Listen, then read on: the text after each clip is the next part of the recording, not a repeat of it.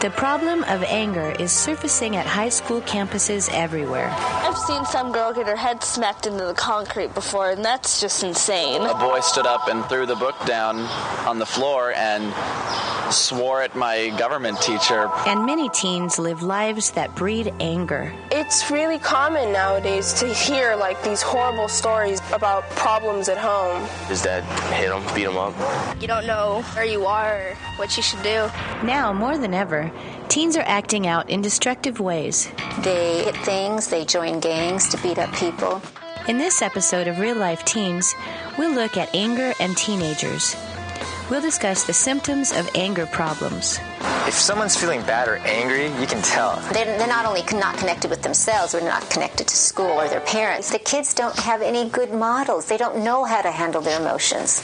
So they act them out. It's really sad that these kids have to like deal with, divorce and all this horrible stuff. Some teens can handle anger more easily than others. Anger can build up over time.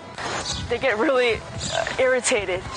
They're just about to blow up. And I could tell, actually. I can tell when I'm going to blow up. Like when things boil up, if someone says one thing to you and you're having a really bad day, sometimes when someone says something, you just take it to the heart and you're like, oh, I want to do something so bad to you.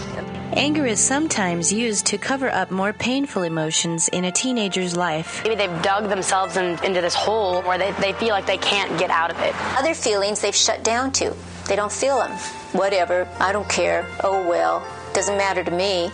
But inside they're hurting and they're angry. On some campuses, anger can lead to big fights. You have big fights where they throw chairs in the cafeteria. Yeah, you see people just riling up in the gigantic circles, swarms of people. Screaming. Yeah. Teens usually learn that fighting can lead to serious trouble.